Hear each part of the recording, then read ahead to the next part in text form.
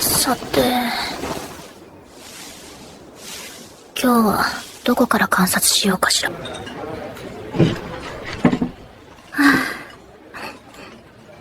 素朴だけど悪くないわね。よし。朝食も済んだし、行きましょうか。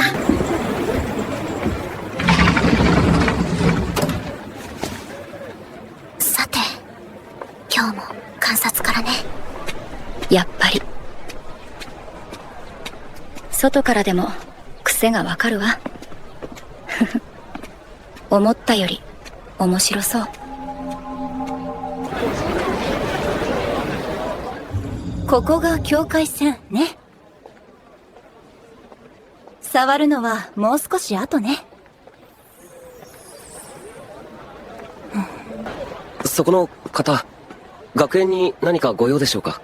ええ、少し興味があって。基礎構造が30、安全だけど無駄が多いわね。魔力を流し続ける前提だから維持費が跳ね上がるの。そんな仕組みに条件分岐にすれば半分以下で済むわ。なるほど。その話、どこで学ばれた理論ですか？学んだというより組み直しただけよ。結界、どうする？反応は？ああ、だが拒絶ではないな。よろしければ中で詳しくお話を伺えますか？ええ、ちょうど内部構造も見たかったし。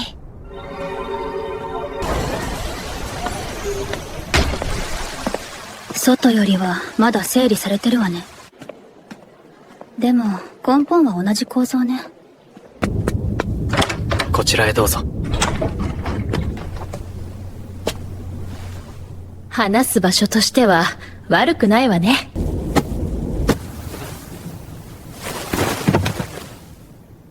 具体的にどの点を問題と？魔力循環が常時稼働。